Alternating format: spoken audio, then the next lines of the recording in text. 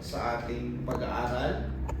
At salamat po sa sambahayan po ni Brother Allen at saka ni Sister Karen, na tayo po ay may ganitong gawain. So ang ating pong pag-aaral ay matatagpuan po sa John chapter 14, one of the familiar passages na siguro po yung na-encounter nyo na o di kaya ay narinig nyo na o nabasa nyo na. Ano po? John chapter 14 verses 1 to 3. Ito po yung ating pag-aaralan sa gabi ito.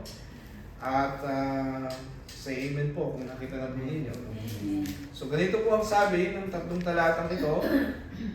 Sabi dito, "Let not your heart be troubled. You believe in God, believe also in me. In my Father's house are many mansions. If it were not so, I would have told you, I go to prepare a place for you. And if I go and prepare a place for you, I will come again and receive you unto myself, that where I am, there ye may be also." Let's pray po. Lord, salamat sa oras na ito na kami ay makapag-aaral ng iyong mga salita. Dalangin namin na kayo po ang patuloy na manguna, kayo ang patuloy na magpala sa amin. At nawa sa patnubay ng Banal na Espiritu ay magturo po kayo sa aming mga puso't isipan ng mga katotohanan magagamit po namin sa patuloy na paglago sa pananampalataya. Ang mga pasanin at mga kabigatang maaring dala-dala namin ay patuloy na ang mga salita mo ang siyang maging paraan para po ito po ay aming madala at mapagtagumpayan. Pagpalain niyo po ang sandaling ito. Ito po ang aming dalangin sa matamis na pangalan po ng Panginoong Hesus. Amen at amen. Okay, so ang title po ng lesson natin sa gabi ito is What to Believe in Times of Trouble. Okay, what to believe in times of trouble. Ano ba ang dapat nating paniwalaan kapag tayo po dumarating po sa tinatawag po nating mga kagulumihanan at siyempre pag may kagulumihanan tayo, meron tayong problema. Okay, meron tayong mga pinagdadaanan dahil kung yan ay isang bagay na hindi problema, hindi naman tayo maguguluhan. Hindi po ba? So, kaya tayo natutrouble kasi yung pinagdadaanan natin ay isang bagay na sabi nga ni Sister Karen, maaaring napagdaanan mo na pero yun eh, maaaring 10 years ago napagdaanan mo pero mabigat pa rin sa'yo. Okay? Kasi problema. At inaatake ng mga trouble na ito yung puso natin. Kapag hindi po payapa ang puso natin, mahirap po yan. Ngayon, alam nyo, ang Panginoong Jesucristo in His Word, since He is talking to the disciples, ay gusto niyang ituro sa mga alagad. Yung salita kasi, "Let not your heart be troubled," command yun. He is not suggesting na para bang sinasabi niyo, well, nasa sa inyo kung gusto niyo maniwala sa sasabihin ko, pero hindi ganun. It is something that alam ng Panginoon yung puso ng mga alagad, yung kanilang pag-aalala. So, absolutely, Jesus is giving something on what they should do kapag meron silang pag-aalala.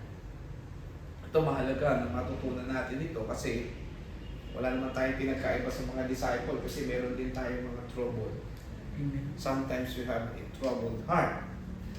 Tatlong bagay po yung gusto kong ituro dito mula sa text na to. Okay? What to believe in times of trouble. Kasi minsan, pag may mga trouble tayo, nakapokus na lang tayo sa trouble. Doon tayo natataan. Nakapokus tayo sa problema.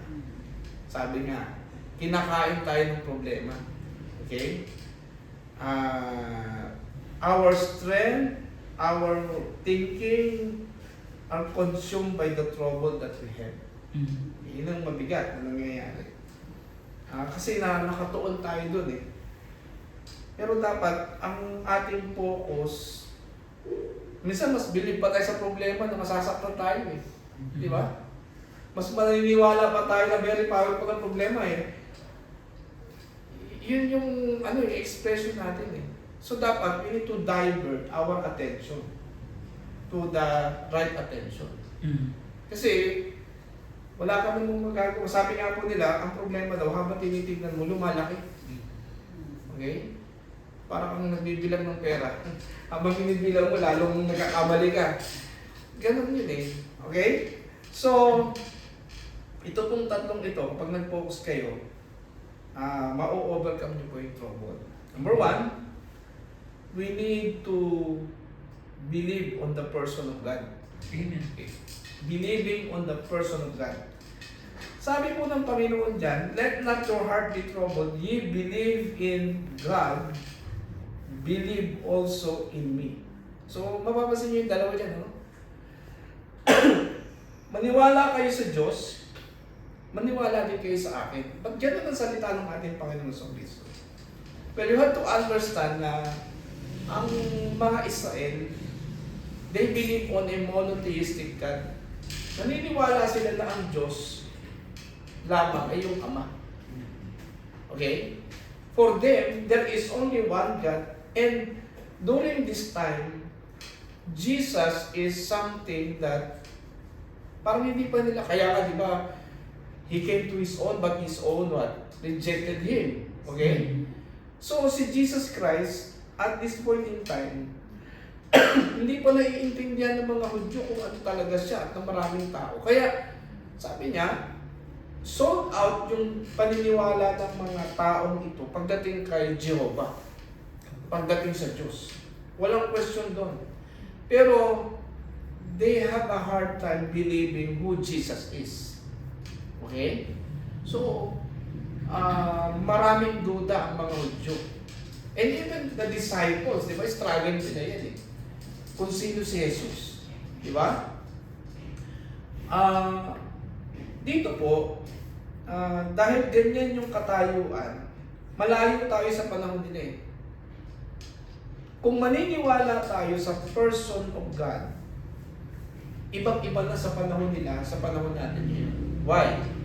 Because, through Jesus Christ, at sa kanyang mga ginawa sa krus ng Kalbaryo, we understand what we call the Godhead. Pag sinabi kong the Godhead, na yung Diyos na kinikilala natin, nakikilala natin ngayon in three persons. That's why we believe in the doctrine of Trinity. Okay? Ano yun? Una, sa panahon natin ngayon, itinuturo ng Bible na mayroong Ama na nasa langit. Mayroong Ama na nagmamahal sa atin. Ito mapapansin ninyo, no? Sabi ko nga sa inyo, kapag nag-focus tayo dun sa Ama na yan, makikita po natin yung kakayanan ng Ama natin sa langit na tayo po ay kalingain. Ha? Tingnan po ninyo, ano? Brother Arjun, pakibasa mo nga yung 1 Peter 5:7. In 1 Peter chapter 5 verse 7 po. Sabi po dito, casting all your care upon Him, for He careth for you. Pansinin po ninyo, ano, yung ating Ama sa langit ay nagmamalasakit po siya sa atin. Tama po ba? Yan ang makikita po ninyo. Ano? Huwag sana nating ma-miss yung katotohanan na kapag tayo po ay mayroong problema o mayroong tayong trouble, ang sabi ng Bible, nagmamalasakit ang ating Ama sa langit. Amen. At kung babalikan niyo po ang words ni Jesus Christ in Matthew chapter 6, tingnan po ninyo ang sinasabi ng Bible dyan. Okay?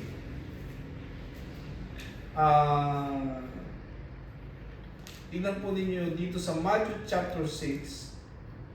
Okay? Verse 30, sabi ng Panginoon, Wherefore, if God so clothe the grass of the field, which is today is, and tomorrow is cast into the oven, shall He not much more clothe you, O ye little faith? Okay? Tapos, kung uuro po kayo doon sa verse 28, and why take ye thought for raiment? Consider the lilies of the field, how they grow, they toil, spin, neither do spin, and yet say, napapansin po ninyo, ang sinasabi ng Panginoon Jesucristo, itong lilies of the field, iniingatan ng Panginoon. Tapos kung babalik po kayo doon sa sa verse 26, behold the fowls of the air, for they sow not, neither they reap nor gather into barns, yet your heavenly what? Father feedeth them. Are ye not much better than they? And then kung lilipat naman kayo sa verse 32, for after all these things do the Gentiles seek, for your heavenly Father knoweth that ye have the need of all these things. So, kaya ko po ito binanggit sa inyo. Yung Ama na nagmamalasakit sa atin, ito yung Ama na sinabi ng Panginoong Jesucristo na kung saan ay nakikita po niya ang ating mga pangangailangan. Amen. So, instead of focusing to the problem, we need to focus to our Father. Mhm. Mas isipin natin at i-rest natin yung puso natin. Mahal tayo ng Diyos Ama at alam niya kung ano ang nararapat sa atin. Okay? Mas tignan natin, mas ilagay natin yung tiwala. And then, sabi ni Jesus, believe also in me. Amen. Maniwala din kayo sa akin. Sa panahon natin, makikita po ninyo yung kompleto na eh. Bakit? Kasi, ang Panginoong Jesucristo, kung mapapansin po ninyo, if you open your Bible in the book of 2 Timothy, yung testimony ni Apostle Paul sa chapter 4, na ang sabi po ni Apostle Pablo doon sa verse 17 ng chapter 4. Brother Abdul, pakibasa. Okay. 2 Timothy 4:17, notwithstanding the Lord stood with me and strengthened me, and by me the preaching might be fully known, and that all the Gentiles might hear, and I was delivered out of the mouth of the lion. Wala pa po si Antito, wala pa si doon sa time na nagsasalita ang Panginoon sa mga alagad. Hindi pa po converted si Paul. Okay? Pero sa panahon ito, nagpatuto po si Apostle Paul. Ang sabi niya, the Lord stood with me.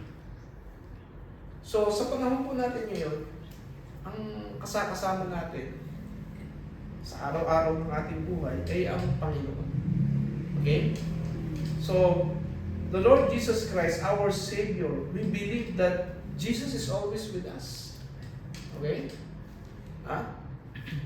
Siya ang punot dulo lahat ng ating ng mga pangyayari sa ating mga buhay, mga nagaganap sa ating mga buhay. Malaki ang kinalaman ng Panginoon. Amen. Hindi lamang tayo tumitingin sa Ama sa time ng trouble, tinitingnan din natin yung kasama natin. The one who always stood with us in times of trouble. Doon nga sa, di ba, sa Old Testament, kay Shadrach, Meshach, and Abednego, sabi doon, di ba, tatlo yung ipinasok. Pero, nakita nila apat. At ang sabi ng Bible katulad siya ng anak ng Diyos. Okay? Na kung mapapansin po ninyo, yun yung sinasabi sa theology na theophanies, na kung saan kahit po ang Panginoong Jesucristo hindi pa ipinapanganak, meron na po siyang ministry sa Old Testament. At isa doon sa naging ministry niya, itulungan yung 3 Hebrew children. Pero unveiled pa siya, hindi pa siya ipinapakilala. Nasa mga pagpapakita lang siya na para siyang isang anghel. So si Kristo ay mas ma-appreciate na natin yun kasi naligtas tayo dahil sa Kanya. Di po ba? At ito pa, mapapansin po ninyo, yung John 14:26. Pakibasa mo nga, Brother Archel. In John 14:26, ang sabi po, "But the Comforter, which is the Holy Ghost, whom the Father will send in my name, he shall teach you all things, and bring all things to your remembrance, whatsoever I have said unto you." Okay. Yung third person of Trinity is the Holy Spirit. Amen. And according to that verse, sabi ni Brother Archel, kaya po yung salitang comforter, the Greek word po niyan is parakletos. Or ang ibig sabihin niyan is to come alongside. Palagi siyang nandyan. So kapag meron kang troubled time, may Holy Spirit alongside with you. Amen. Na nagpo-comfort sa atin. So, kapag pala tayo ay nasa gitna ng mga kabigatan, nasa gitna ng ating mga alalahanin, itong tatlong to kasama natin. Ang problema, hindi natin ito binibigyan ng malalim na pagtitiwala. Hindi naman natin sinasabi hindi natin sila tinatanggap, pinaniniwalaan. But we need to focus more and trust our God the Father, the Son, and the Holy Spirit. Because these are the person that we should believe. Minsan, naniniwala pa tayo sa hindi pa tayo sa pastor. Sa mga tao, kay Mumbai. Sa mga, di ba? Ang point ko, kung nabibigatan tayo, kung sinasabi huwag tayo magsiwala, kasi nga sa Bible nga causes the men who trusted men. Okay? Bakit sinasabi ng Bible? Kasi nakikita ng Diyos, mas malamang na yung tiwala mo sa tao kaysa sa Panginoon. Diba? So subukan po ninyo ito mag-focus kayo sa Diyos. Pag mayroon kayong suliranin, just focus, sit down, Lord, ikaw talaga. Lahat ito. Makikita po ninyo yung problema, kahit po yan nandyan, mawawalan po siya ng kapangyarihan saktan kayo, o di kaya pagkabaging kayo. Okay? Pero kung maniwala po kayo, pag tinignan niyo yung problema na yan, nakakalimutan mo ang Panginoon, babagabaging kayo ng mga problema. Yan ang isa sa dapat nating matutunan. What to believe in times of trouble. Number one, the persons of God. Now, number two, not only the persons of God, we believe also on a place called heaven. Okay? We believe on a place called heaven. So, anong pinalaman nung langit? Okay? Balik tayo sa text natin. We believe in a place called heaven. Not only, hindi lang naniniwala tayo sa persons of God, we believe in a place called heaven. Kanina nga, hindi binabanggit ni Karen. Ang dami natin plano sa lupa. Na parang ayaw mo nang umalis. Wala namang pong masama, no? Wala namang masama. Ako naniniwala ako na pwede ka namang mag-desire ng mga temporal things sa tingin mo. Pero dapat, ako wala ko para maging safe. Una, when you desire for it, you make sure that it is for God's glory. Not for self-pleasure fulfillment. Kasi madaya kasi ang mga material na bagay. Kapag yan ay naging source ng kaligayahan po ninyo, ano po yan? Delusion po ang tawag dyan. Kasi magdadala po yan ng mga hindi totoo. Okay? Ang totoo na nagdadala ng satisfaction, alam niyo ano? Ang Diyos, ang kanyang mga salita. Yan ang dadala ng satisfaction sa atin. At kung mapapansin po ninyo, dito sa pagsasalita ng Panginoon, nabanggit niya yung sabi niya, sabi niya, in my Father's house are many mansions. If or not so, I would have told you, I go to prepare a place for you. Yung, kung iisipin niyo, pag may problema ka, biglang naisip mo ang langit, Alam niyo po ba kung ano epekto nito?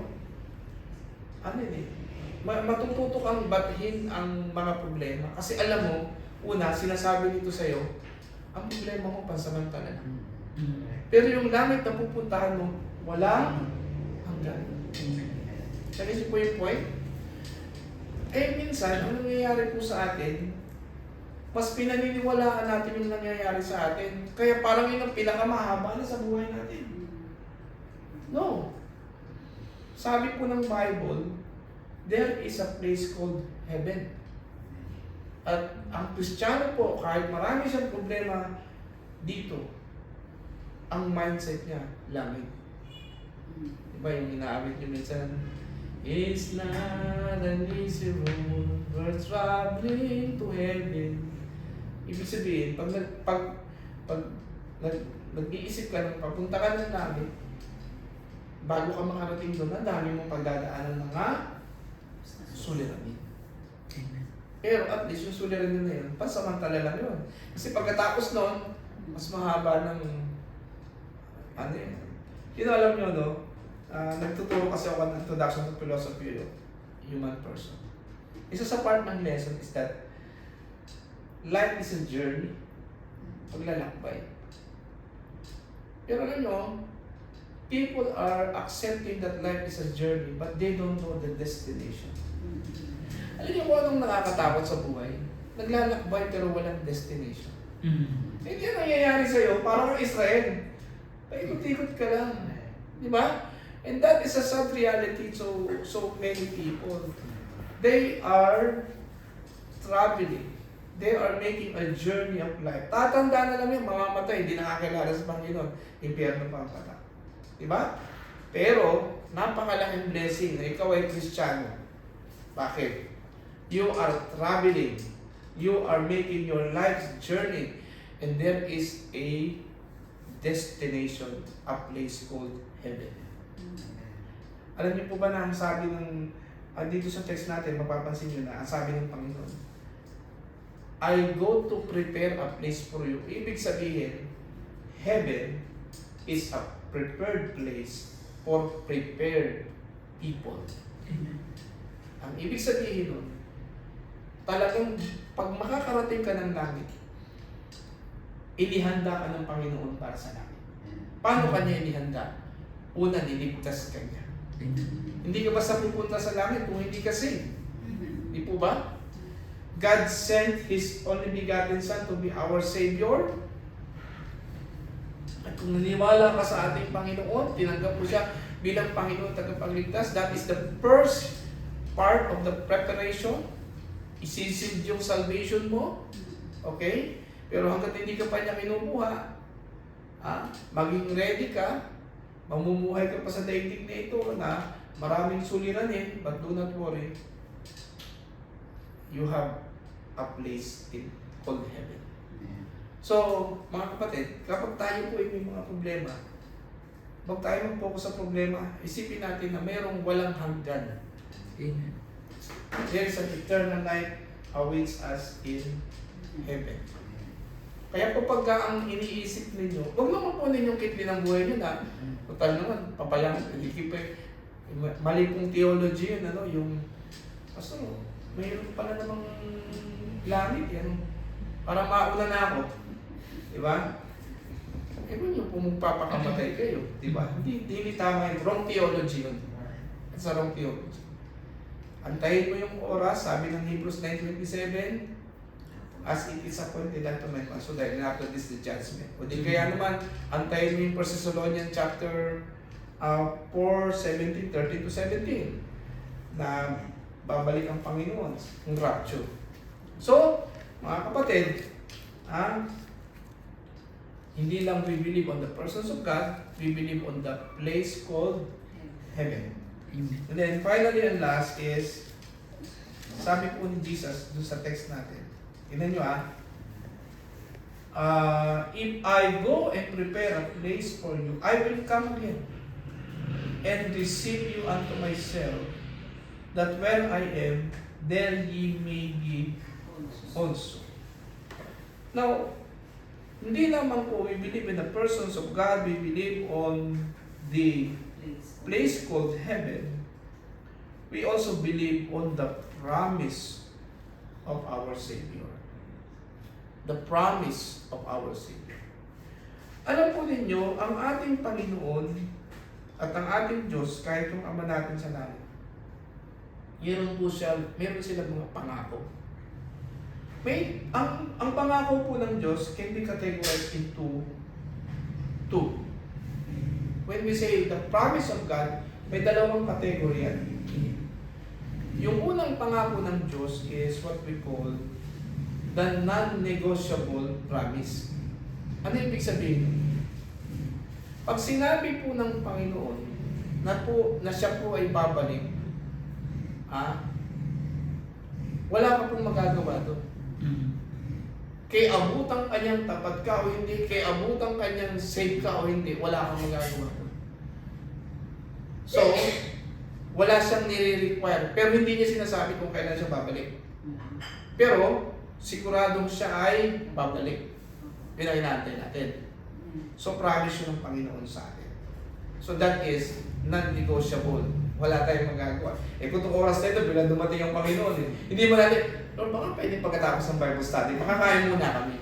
Di ba? Hindi natin pwede sabihin yun Wala tayong magagawa pag dumating ang Panginoon. Kaya alam niyo, yung ganyang uri ng pangako ng Panginoon, the only thing we should do is we need to be prepared, live the Christian life. Kahit hindi po yan magiging perfecto, pero mamuhay po tayo, sikapin natin mamuhay sa kalooban, sa kabanalan po ng ating Panginoon. Second, may mga pangako po ang Panginoon na meron siyang tinatawag nating prerequisite. Promises with prerequisite. Halimbawa, lahat po karamihan ng mga sinasabi ng Panginoon, at bigyan ko kayo isang example, Matthew 6:33. Ano nakalagay ito? Sabi po ng Matthew 6:33 but seek ye first the kingdom of God and His righteousness, and all these things shall be added unto you. Okay. Ano yung prerequisite dyan? Diba titingnan mo, kung titingnan po ninyo, ang sabi ng Panginoon, sa Matthew 6:33 na and all these things added unto you. So kung ang problema mo, ang daming kulang. Sabi nga ng isang pastor pastor, lahat pinutol. Tubig, kuryente, internet, lahat ganun. Lahat na nagkakasakit pag mula sa pusa hanggang mga tao. Parang isipin natin so pag nabasa natin to, ang interest agad natin, nandun tayo sa all these things shall be added unto you. Nandun agad tayo. Pero may prerequisite yan. Ano yun? Unahin mo muna ang Panginoon. Unahin mo ang kanyang kalooban, unahin mo ang kanyang katwiran. Yun yung prerequisite. Kaya po, ang mga pangako po ng Panginoon sa Bible, kaakibat nito yung mga utos. Kaya, pag sinabi ng Panginoon, huwag magulumihanan ng inyong isip, inuutusan niya tayo. At kung sumunod tayo doon, tutuparin po niya ang kanyang mga ipinangako. Kaya, may pangako sa kanyang pagbabalik, pero may pangako din ng Panginoon sa panahon ng kaguluhan ng ating buhay. So, saan po ba kayo nagpo-focus kapag may problema kayo? Sa pangako ng Diyos o sa problema meron kayo? So, kung ito po ay malaking problema o ito ay mabigat na problema, anong pangako ng Diyos ang pinangahawakan? Mahalaga po yun, mga kapatid. Kung meron kang pinagdadaanan ngayon, struggle sa buhay, anong salita na ng Diyos ang sinabi niya sa iyo? Just believe this promise. And you will pass through it o makakatapos ito. Kaya po kung mapapansin mo ninyo, wala po tayong ibang pinanghahawakan, pinakamatibay, kundi ang pangako ng Panginoon. Uling talata po, nababasahin ko sa inyo based on Hebrews chapter 6. Okay? At yung pong mga talatang 18. Brother Abjel, pakibasa. Ako, in Hebrews 6:18 po, that by two immutable things in which it was impossible for God to lie, we might have a strong consolation, who have fled for refuge to lay hold upon the hope set before us. Pagka may problema tayo, tinitignan natin itong talatang to, sinasabi ng talatang ito, Lord, hindi ka po sinungaling. Sinasabi mo sa talatang ito na pwede kami tumakbo sa iyo. Amen. At kung tumakbo kami sa iyo, ay meron kaming pag-asa. So, yun ang pangako ng Panginoon. Nagugulmihanan tayo, marami tayo ang pinagdadaanan. Lalapit tayo sa Panginoon. Kaya po, alam nyo, kapag tayo ay mayroong mga pinagdadaan, maghanap tayo ng salita ng Diyos. At yung salita ng Diyos na yun ay panghawakan natin. At mapapansin po ninyo, it is the same word of promise from the Bible that will keep you true. Okay? Kaya pa nga pag tinanong ka bakit naman nakalampas ka? Bakit nagtagumpay ka? Isa lang naman sasabihin mo, hindi dahil kaya. Dahil nangako ang Panginoon. So mga kapatid, sa pagtatapos po ng aralin ito, I hope we learn something na kapag tayo po ay mayroong mga trouble, we choose to believe His person, the person of God, in a place called heaven, and the promise of our Savior.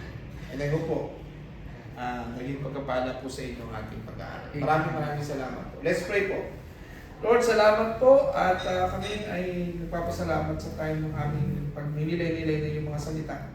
Kami ay binigyan mo ng ganitong pagkakataon, privilege, na malaman at maintindihan ang mga katotohanan nito. Guide us, Lord, and continue to work in our lives. In Jesus' name we pray. Amen. Amen.